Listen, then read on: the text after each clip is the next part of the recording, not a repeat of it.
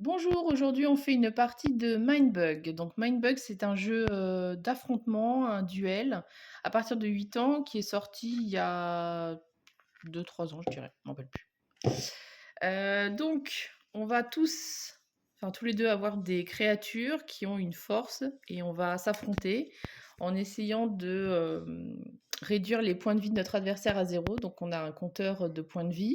On démarre à 3. Vous allez voir qu'il y a aussi possibilité de monter un petit peu au niveau de nos points de vie. Et la particularité du jeu, c'est que on a chacun 2 Mindbugs. En fait, les Mindbugs, on peut les dépenser pour Voler des cartes. exactement, voler une carte à son adversaire. Donc on va avoir 10 cartes. Donc là, dans le paquet, il y en a une cinquantaine, je dirais. Il y en a beaucoup qui sont en plusieurs exemplaires. Et elles ont tout un effet. Vous allez voir ça quand on joue.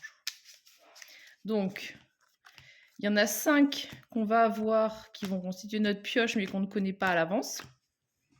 Donc on va se les mettre de côté. Et puis, il y a 5 cartes qui vont constituer du coup notre main de départ. J'ai bien fait 5 et les autres ne sont pas utilisés. Pour déterminer le premier joueur, on retourne chacun une carte. Donc ça, c'est pour toi, tu as une force de 2, moi 5. Donc c'est moi qui suis premier joueur et on défausse les cartes. Donc, la main de départ. Donc je ne vais pas vous dire les noms des cartes parce que sinon mon adversaire va tout connaître. Donc il y a des mots qui sont écrits en majuscules. Donc oui, tout en haut, c'est le nom. Là, c'est la force pour attaquer. Et ça, c'est des mots-clés. Donc il y en a plusieurs. On va voir les mots-clés qui sont possibles. Donc chasseur, c'est quand on attaque avec un chasseur, on peut choisir quelle créature ennemie doit bloquer. Sinon, c'est notre adversaire qui choisit de bloquer ou de ne pas bloquer et avec laquelle il bloque. Coriace, c'est si on doit être détruit, en fait, c'est comme si la créature, dès qu'elle est attaquée, si elle perd le combat, elle est détruite. Mais si la coriace, eh bien, ça veut dire qu'on peut faire une deuxième attaque, on doit juste l'incliner. Furie, c'est qu'on peut attaquer une deuxième fois si on n'est pas mort entre-temps. Furtif, c'est des créatures qui ne peuvent être bloquées que par des créatures qui sont elles-mêmes furtives. Et venimeux, c'est à l'issue du combat, la créature tue l'autre créature, quelle que soit sa force. Donc je vous montre sans regarder les cartes de mon adversaire. Voilà. Et on va commencer la partie. Donc on a dit que c'était moi. Donc quand c'est mon tour de jouer, j'ai 2 actions possibles.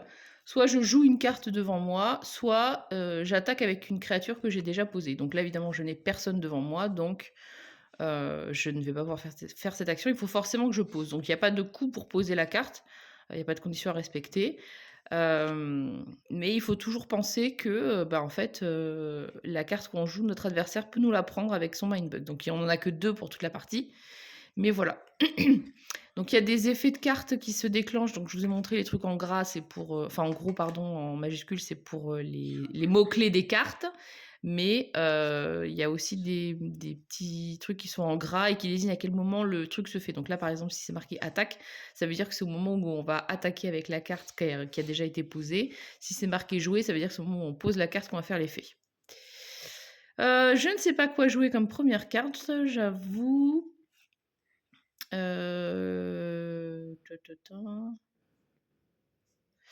Je vais jouer mon nid d'escargot qui a une force de 9 et qui me permet, quand j'attaquerai, si je contrôle moins de créatures que mon adversaire, de détruire une créature.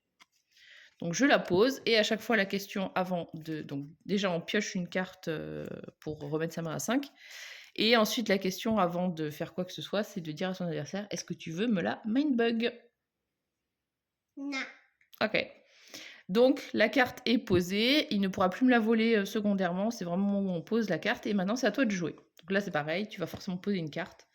Donc là tu poses un crapaud bombe, c'est une furie, et quand il est détruit, il va aussi détruire une créature. Je te la laisse et je te laisse piocher une nouvelle carte. Donc moi j'ai récupéré celle-là et je vais la poser. Donc je vais poser un pachypoulpe qui est... Ah, où est-ce que j'attaque?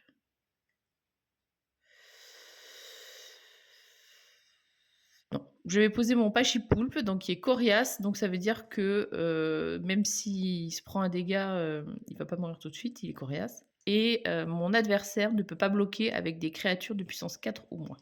À moi? Est-ce que tu veux me la mind bug? Non, et je l'attaque 2 fois. 1 ou 2. Alors, quand on m'attaque, première option, je choisis si je prends l'attaque ou pas, ou si je prends directement un point de vie en moins. Et si mon adversaire m'attaque et qu'il n'a pas le mot-clé chasseur, c'est moi qui choisis avec quelle créature je bloque.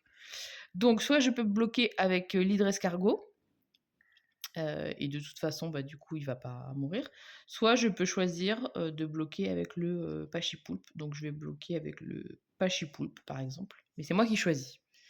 Donc, comme il est coriace, de toute façon, il ne mourrait pas tout de suite. Mais surtout que 5 versus 7, ma créature est plus forte. Donc, ça veut dire que son crapaud-bombe est détruit. Par contre, le problème, c'est que son crapaud, quand il est détruit comme il a une bombe, eh bien, il va me détruire une créature et je vais choisir de détruire... Non, c'est moi qui choisis. Non, pourquoi ce serait toi qui choisirais? Bah parce que...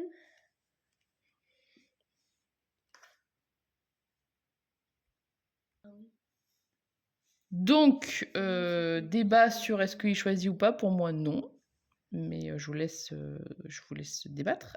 Par contre, du coup, je perds l'effet coriace, donc je pense que je vais plutôt défausser mon hydre escargot. Donc, tu m'as attaqué et ta créature est détruite. Est-ce que tu avais pioché une nouvelle carte? Et moi, je me rends compte que j'ai oublié de le faire aussi. Donc, j'ai pioché ça. Eh bien, je vais t'attaquer, puisque de toute façon, tu n'as personne pour défendre en ce moment, avec mon Pachypoulpe. Donc, tu es obligé, comme tu n'as pas de créature, de te prendre un dégât. Voilà, c'était mon action de mon tour. Donc, bah, là, il va forcément poser une carte, puisque du coup, il n'y a plus de carte devant lui. Donc, c'est le Gorillan qui a une force de 10, qui est très balèze, mais qui du coup n'a pas d'effet particulier. Je te la prends pas. Et je te laisse piocher.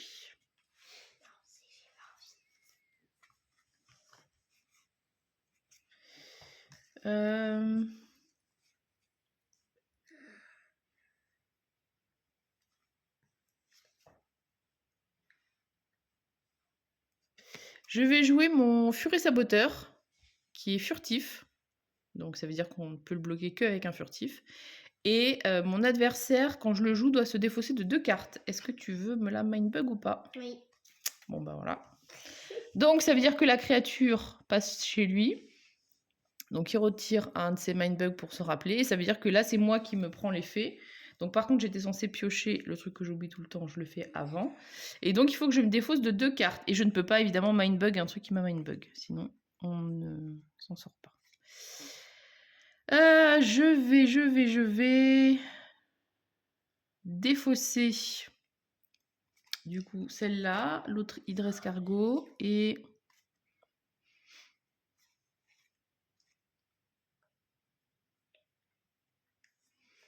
je vais défausser ça, le Yeti. Et donc là, je ne pioche pas puisque je me suis fait prendre mes cartes. Et par contre, comme il m'a mindbug, c'est à moi de jouer à nouveau. Donc soit je l'attaque, soit je pose. Donc je vais poser mon turbo moustique, enfin mon turboustique, pardon.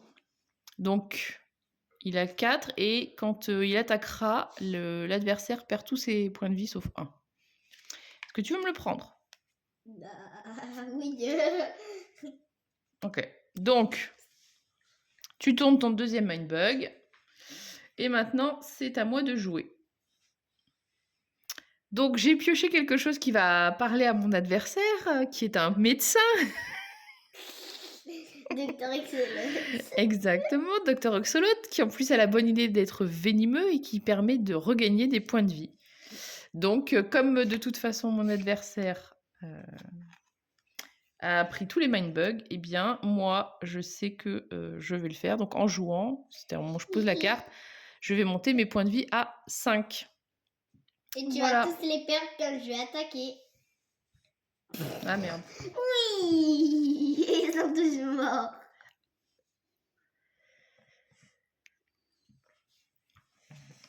Donc, tu m'as attaqué avec ça, c'est ça?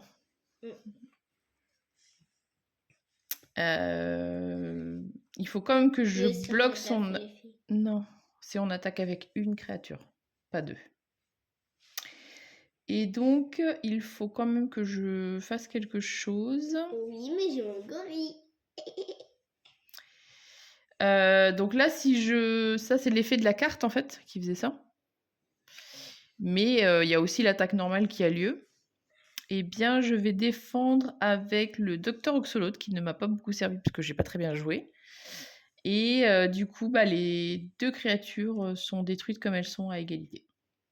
Et parce que c'était venu à moi? À toi. Gagner, je t'attaque avec un furtif. Et t'es mort. Exactement, puisque je n'ai pas de créature furtive posée devant moi, donc du coup, je suis obligée de prendre mon dernier point de vie et je tombe à 0. Voilà. T'es mort. Donc voilà, une partie de Mindbug très rapide quand on n'est pas concentré sur ses cartes. Et puis bah, comme tout jeu de cartes, effectivement, il y a des effets. Et le fait de connaître les cartes fait qu'on devient de plus en plus efficace. Les illustrations sont très rigolotes. C'est toujours des animaux qui sont détournés, des mélanges. Il y a une que j'aime beaucoup. Bah voilà, la mamie harpie. Très rigolote. Et puis il y a le huissier éléphant qui fait à la fois comme si c'était un huissier, un éléphant. Là, le requin, crabe, chien, momie, pieuvre qui est tout à la fois et qui permet de gagner des mots-clés en fonction des autres cartes. Donc, il y a un chasseur, il gagne tout. Voilà. Donc, c'était une partie de Mindbug. À bientôt!